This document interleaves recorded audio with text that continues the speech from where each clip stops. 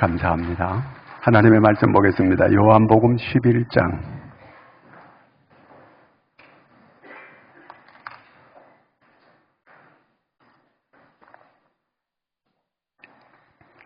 요한복음 11장 17절에서 27절까지 보겠습니다.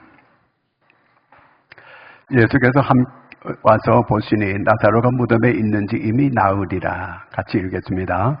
베다니는 예루살렘에서 가깝기가 한 오리쯤 되매 많은 유대인이 마르다와 마리아에게 그 오라비의 일로 위문하러 왔더니 마르다는 예수께서 오신다는 말을 듣고 곧 나가 맞이하되 마리아는 집에 앉았더라.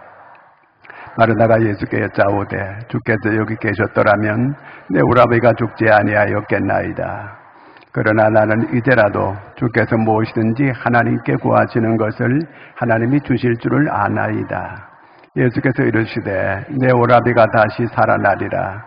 마르다가 이르되 마지막 날 부활 때에는 다시 살아날 줄을 내가 아나이다.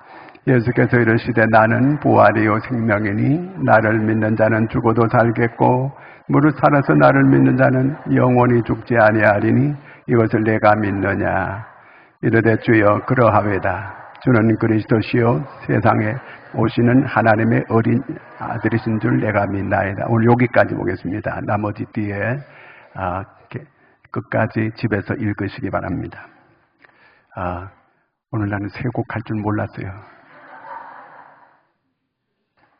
미리 가르쳐 주었어야 되는데 저한테. 자, 오늘은 예수님께서 사망 권세를 깨뜨리고 부활하신 날입니다. 자, 우리 옆 사람에게 부활의 권능과 능력이 함께하기를 바랍니다.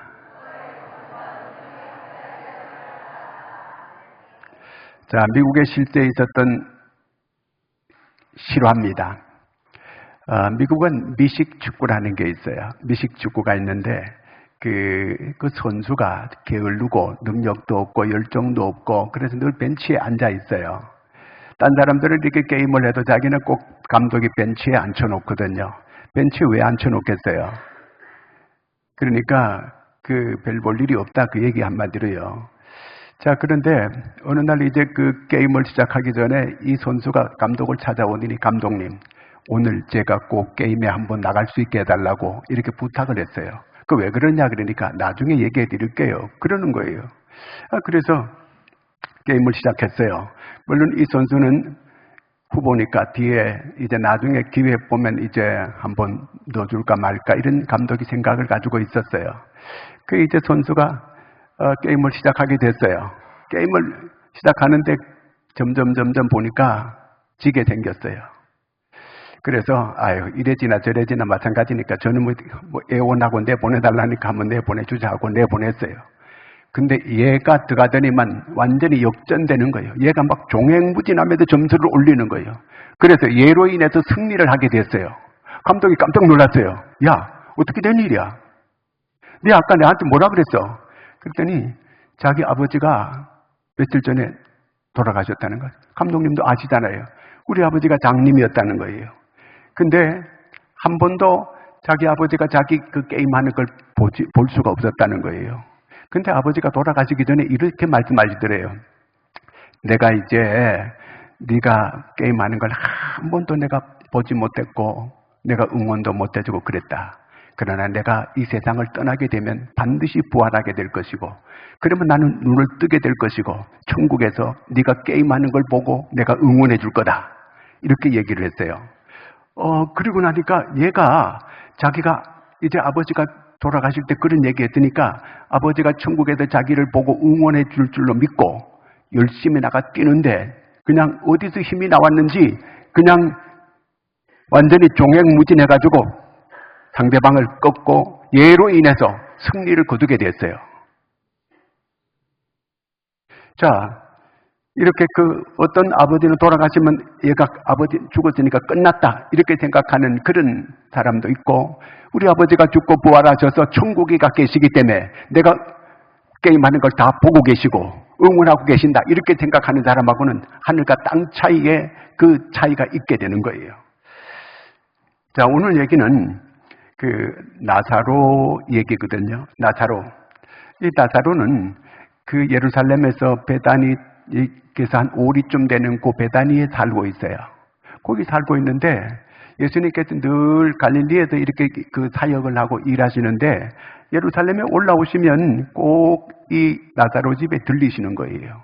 왜 그러냐면 나사로의 부모님이 안 계시고 그 세 삼남매가 살아가는 게 측은하게 여겨지고 그래서 꼭 들리고 그래도 그들을 격려해주고 그들을 정말 사랑했어요. 근데 어느 날 그 마르다 오레비가 중병에 걸렸다는 거예요. 그 옛날에는 뭐 교통 사정이 어렵잖아요. 전부 걸어 다녀야 되니까. 먼 길을 이렇게 걸어 다니고 하는데, 이렇게 그 오레비가 죽게 됐다 그래도, 예수님께서 이미 벌써 걸어가지고 오니까 병들어서 죽었고, 무덤에 묻힌 지가 나흘이 된 거예요. 그 예수님께서 늦게 오셔가지고, 그 동생들 보니까 너무 측은하게 여겨지고 눈물이 나오는 그 예수님께서. 그런데 그 마르다가 그러는 거예요. 예수님이 여기 계셨더라면 내 오라비가 죽지 아니하였을 것입니다. 그러는 거예요. 좀 예수님께 더 빨리 오셨더라면 내 오라비가 안 죽었을 수 있다는 거예요. 요한복음 11장 21절을 읽겠습니다. 마르다가 예수께 여짜오되 주께서 여기 계셨더라면 내 오라버니가 죽지 아니하였겠나이다. 자, 11장 5절도 한번 읽어볼까요? 예수께서 본래 마르다와 그 동생 나사로를 사랑하시더니 예수님께서 사랑했다는 거예요. 나사로를 사랑했다는 거예요. 사랑했으면 안 죽게 하셔야죠. 병 안 걸 죽을 병에 안 걸리게 했어야 되죠. 사랑하시는데 왜 죽었어? 그런 마음을 가질 수도 있다는, 그렇죠? 여기 11장에 보면은 그들을 사랑했다는 말이 2번 나와요. 자, 예수님께서 그렇게 사랑하면 병도 안 들고 사랑하면 죽지도 않고 뭐 이렇게 해줄 것을 기대했는데 그렇지 않다, 그 얘기잖아요. 자, 우리가 그런 사람이 있어요. 아니, 우리 부모님이 열심히 신앙생활하고 열심히 헌신적으로 이렇게 그렇게 하셨는데 어떻게 우리 부모님이 병 들어가지고 이렇게 죽게 하시느냐고 이렇게 원망하고 교회 안 나오는, 그런 시험 들어가 교회도 안 나오는 그런 분도 있어요. 자, 우리가 잘 알아야 돼요. 자, 예수님 사랑해도 병 들 수 있어요. 병 안 든다 이런 말 한 성경에 없어요. 예수님이 사랑해도 죽어요. 안 죽는다는 그런 말 한 적 없어요, 성경에. 우리가 잘 성경을 이해해야 돼요. 우리는 흙에서 와서 흙으로 돌아가는 거예요. 창세기 3장 19절 같이 한번 읽겠습니다.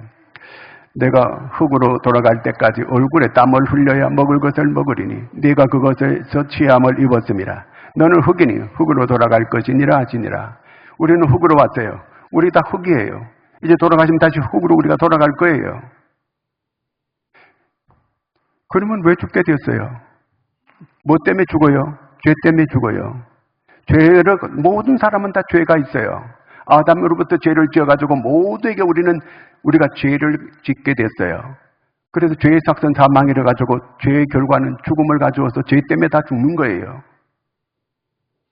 자, 죄 때문에 죽는데 예수님께서 이 죄 문제를 해결해 주려고 이 세상에 오셨어요. 그래서 세상 죄를 지고 가는 하나님의 어린 양, 십자가에서 우리 죄를 다 짊어지고 가신 거예요. 그리고 모두가 다 죽음의 벌벌 떠오는데 사망 권세를 예수님께서 깨뜨리고 부활하셨어요. 죽음의 권세에서 우리를 해방시켜 주셨어요. 죽어도 살아요. 아멘입니까? 이게 부활이에요. 그러면 언제 우리가 부활해요? 예수님께서 죽으셔서 며칠 만에 부활하셨어요? 3일 만에 부활했어요. 우리는 죽으면 부활할까 안 할까요? 우리가 부활해요. 언제 부활해요? 자, 어떤 사람이 부활해요? 예수의 영이 있는 사람. 예수님은 하나님의 영이 예수님 안에 계시는 거예요. 그렇기 때문에 예수님께서 부활하신 거예요. 우리는 우리 안에 예수 그리스도의 영이, 하나님의 영이 함께해요. 하나님의 영이 성령이에요. 예수님의 영이 성령이에요. 성령이 함께하는 사람은 우리가 반드시 부활하게 되어져 있어요. 자, 그런데 부활 언제 하느냐? 죽어야 부활해요. 안 죽으면 부활이 안 돼요. 어떤 사람은 죽었다 까무라졌는데 자기 부활했다 그래요. 그건 부활이 아니에요. 톨스토이의 그 부활이라는 그 단편 소설이 있어요. 그것도 부활이라고, 제목은 부활이라고 달았지만, 그건 부활이 아니에요. 그건 갱생이에요. 새로워졌다는 그 얘기거든요. 새로워진 거하고 부활하고는 완전히 달라, 이게요. 자, 오늘 이제 나사로가 무덤에 묻혀 있어요.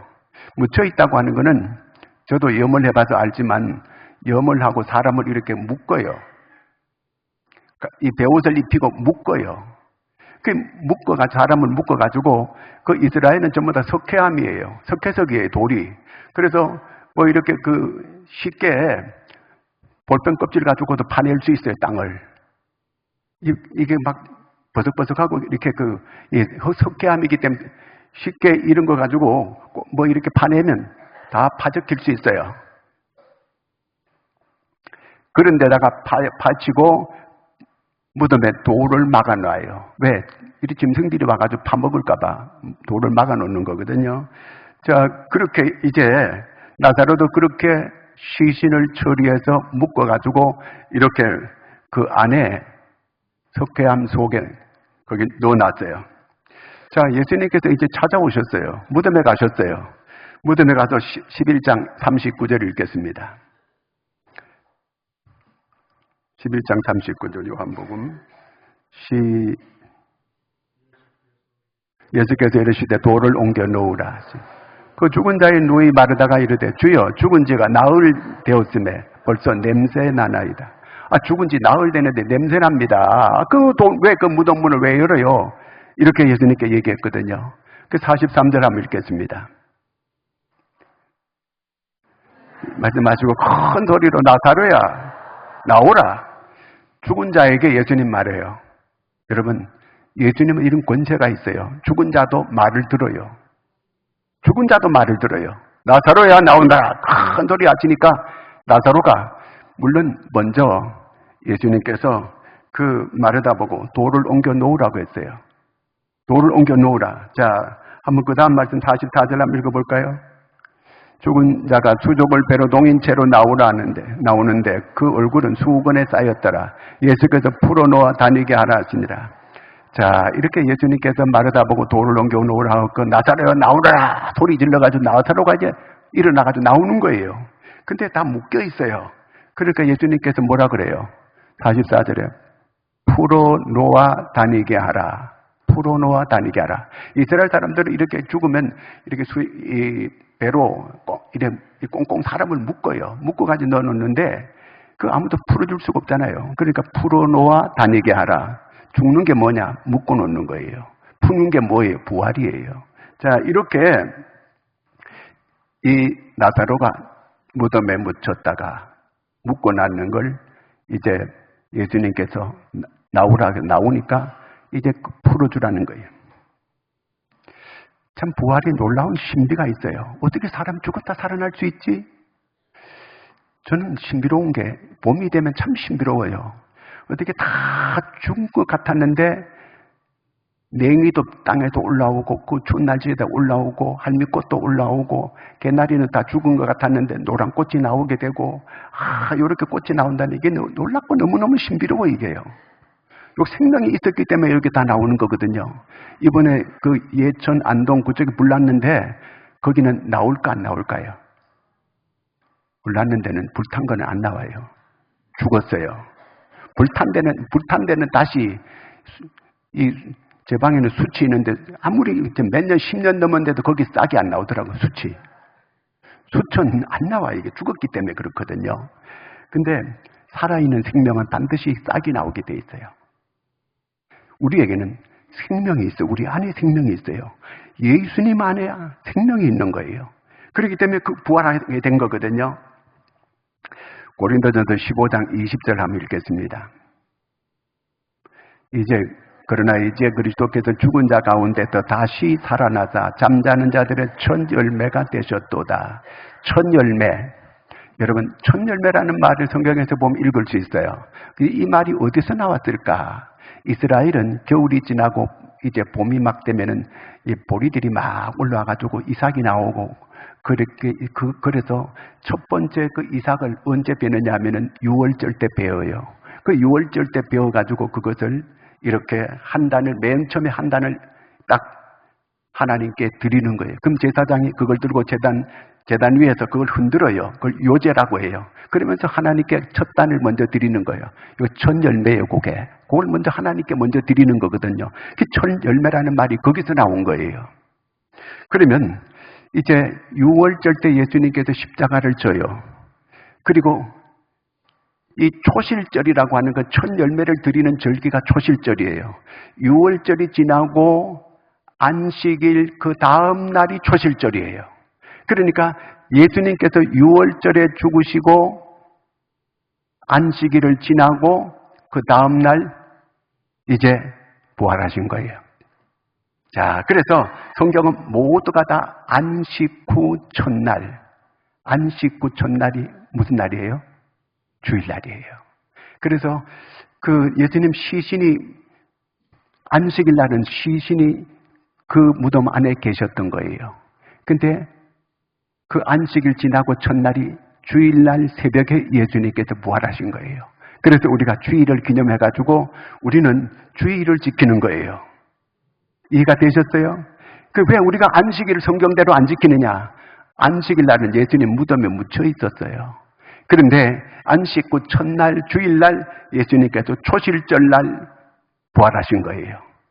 성경이 이렇게 짝이 탁탁 맞아요. 그렇게 초실절날. 그래서 예수님이 모든 이렇게 그 첫 열매, 그렇게 첫 열매라고 성경은 그렇게 번역하고 있는 거예요. 그래서 성경의 사복음서가 똑같이 얘기해요. 마태복음 28장 1절 읽어보겠습니다. 안식일이 다 지나고 안식 후 첫날이 되려는 새벽에 막달라 마리아와 다른 마리아가 무덤을 보려고 갔더니 이제 안식 후 첫날 예수님께서 부활하신 거예요. 마가복음 16장 2절에도 마찬가지로 안식 후 첫날. 그 다음에 누가복음도 마찬가지고 요한복음도 마찬가지고 다 안식 후 첫날이라고 이렇게 이날 초실절날 예수님께서 부활하신. 그래서 예수님을 첫 열매라고 이렇게 말씀하시는 거예요. 자, 이 생명의 신비라고 하는 건 놀라운 거죠. 그 예수님은 하나님의 영이 그 안에 있기 때문에 부활하신 거예요. 그럼 우리는 부활될까 안 될까요? 우리 부활되는 거예요. 언제 부활돼요? 부활되는데 왜 우리가 부활해요? 우리 안에 하나님의 영이 있기 때문에 그래요. 생명이 있기 때문에 부활하는 거예요. 우리 안에 생명이 없는 사람은 부활되지 않아요. 우리 안에 생명이 있어야 되는 거예요. 자, 그래서 성경이 다 말하는데 성경에 이렇게 기록되어 있어요. 고린도전서 15장 23절 읽겠습니다. 그러나 각각 자기 차례대로 되리니 먼저는 첫 열매인 그리스도요. 그 다음에는 그가 강림하실 때 그리스도에게 속한 자요. 그러니까 차례대로 이렇게 부활을 쭉 하게 되는데 먼저 첫 열매가 예수님이니까 예수님 부활하시고 그 다음에 우리 차례라는 거예요. 그래서 부활하게 된다. 그 얘기예요. 그래서 요한일서 5장 13절에는 이렇게 얘기합니다. 성경을 기록한 목적이 있는데 그 기록한 목적이 뭐가 있게 하려고? 영생이 있음을 알게 하려고 기록했다는 거예요. 그 영생이 있다는 거는 하나님 우리에게 영생을 주셨어요. 자, 주었는데 그 생명이 어디 있다고요?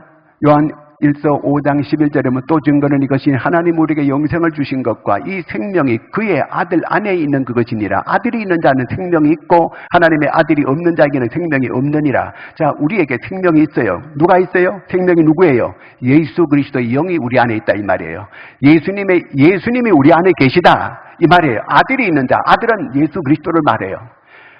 거기 아들의 영은 성령을 말해요. 예수의 영이라고도 하고 하나님의 영이라고도 하고 성령이라고도 하는데 이 성령이 우리 안에 계시는 거예요. 성령이 안에 계시는 사람은 반드시 부활하게 되어 있습니다. 아멘입니까? 이 모든 이 꽃을 피우는 것들은 밑에 생명이 있기 때문에 올라온 거예요. 생명이 있으니까 그가 이렇게 싹을 피우고 꽃을 피우고 이렇게 하게 된 거거든요. 자, 이제 예수님께서 마르다 마리아의 집에 왔어요. 마르다, 이제 오레비가 달리라 그랬더니 이제 뭐라고 얘기하느냐면요. 마르다가 부활 때에 우리 오레비가 다시 살 것을 믿습니다 그래요. 그러니까 부활 때 살겠다고 하는 것은 미래적인 일을 말하고 있어요. 미래형으로 마르다가 말을 해요. 그런데 요한복음 11장 25, 26절에 보면 이렇게 말하고 있어요. 자, 시작. 예수께서 이르시되 나는 부활이요 생명이니 나를 믿는 자는 죽어도 살겠고 무릇 살아서 나를 믿는 자는 영원히 죽지 아니하리니 이것을 내가 믿느냐? 자, 마르다는 네 오레비가 살리라니까 먼 미래에 이 다음에 예수님께서 재림이 오실 때 그때 예수님께서 부활할 것을 내가 믿습니다. 미래형으로 대답하는데 예수님께서는 오늘 현재를 얘기해요. 현재 오레비가 부활한다. 이렇게 얘기해 주고 있는 거예요. 우리는 이 다음에 우리가 예수님께서 다시 이 땅에 재림에 올 때 그때 부활한다고 그렇게 말을 해요. 그렇잖아요. 우리는 현재의 부활을 누리고 살아야 돼요. 자, 아버지가 부활하셔서 천국에 계셔서 내 게임하는 걸 보고 있다고 하는 그 믿는 그 아들, 그러니까 능력이 나타나가지고 게임에서 자기는 후보가 나가지도 못하는 사람이 오늘 한번 내가 넣어달라고 하니까 나가서 이겼어요. 그로 하여금 이기게 만들었어요. 오늘 우리가 그 부활의 능력을 믿어야 돼요. 그 부활의 능력을 잘 믿으면 역사가 일어나게 된다 그 말입니다. 그러므로 그리스도인은 절대로 절망하거나 낙심하거나 그러면 안 되는 거예요. 나사로가 부활해가지고 어떻게 살았을 것 같아요? 더 물어주는 인생 함부로 막 살았을 것 같아요? 아니에요. 정말 이거는 우리가 나사로다 이 말이에요. 그러면 우리가 오늘 어떻게 살아가야 되는가? 부활의 영이 함께하는 사람 어떻게 살아가야 되는가? 막달라 마리아는 7 귀신 들린 여자였어요. 정말 소망 없는 여자예요. 사람이 한 마리의 귀신이 들어와도요, 그 사람이 살기가 너무 못 살아요. 한 마리 귀신을 못 이겨내, 사람은. 귀신에 매여가지고 멀쩡하던 그런 사람들도 이렇게 제대로 못 살아가는 그런 사람이 얼마나 많아요. 그런데 7 귀신이 막달라 마리아가 들었어요. 근데 이 여인이 부활의 주님을 맨 먼저 만나요. 정말 모든 걸 포기할 수밖에 없는 이러한 여인이었는데 부활의 주님을 만나고 난 이후부터 완전히 달라졌어요. 그는 나가서 이 놀라운 사실을 부활의 주님을 증거하기 시작했고 예수님의 진정한 제자가 됐습니다. 베드로도 마찬가지예요. 그도 정말 주님을 따르다가 절망하고 다시 옛날 고깃배를 씻어가지고 고기 잡고 다시 이렇게 살려고 했는데 부활의 주님이 찾아오셨어요. 네가 나를 사랑하느냐? 계속 묻는 거예요. 그러면서 다시 사명을 맡겨주는 거예요. 내 양을 먹이라. 그래가지고 그는 그때부터 새로운 삶을 살아가요. 정말 진정으로 참으로 복음을 전하는 주님의 제자가 되고 진정한 사도가 되고 초대교회의 기둥이 되는 이런 베드로가 됐습니다.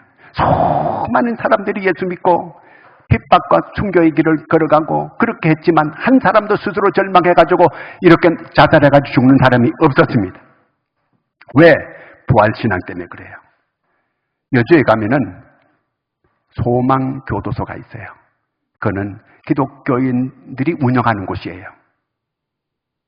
근데 거기에 이상훈이라고 하는 장로님이 계시는데 교도관들은 늘 이 교도소 저 교도소 이렇게 다니다가 이제 은퇴를 바로 앞에 두고 간암이 왔어요. 말기예요. 그분이 이제 마지막 은퇴를 하고 3개월밖에 못 산다는 거예요. 근데 이분이 다시 소망교도소 봉사하러 매일 출근하는 거예요. 딴 사람들이 이제 3개월밖에 못 사는데 요양하시다가 이렇게 그 천국 가셔야지 그렇게 했는데 아니라는 거예요. 내가 이제 지금까지는 나를 위해 살았는데 이제부터는 이웃을 위해 남을 위해 내가 살아야 된다고 내가 주를 위해서 이렇게 살겠노라고 하고 다짐하고 나갔어요. 매일 출근하고 많은 사람들에게 그 제수들에게 복음을 전하고 예수 믿게 만들고 그들을 섬기다가 5년 더 살았어요. 3개월 살 뿐이.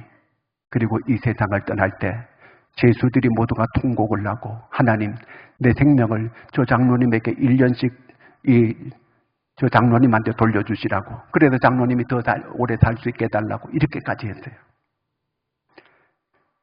부활의 그 생명을 가지고 장로님이 사셨습니다. 그래서 많은 사람을 예수 믿게 만들었어요. 우리에게는 부활 생명이 있어요. 이 생명을 가지고 이 세상을 이기고 능력 있게 살아가는 하나님의 사람 되기를 축원합니다. 기도합니다. 하나님 아버지, 부활절날 우리가 부활의 능력이 우리 안에 있음을 알고 이제 부활을 누리고 살아갈 수 있는 저희들이 되게 하여 주시옵소서. 예수님의 이름으로 기도하옵나이다.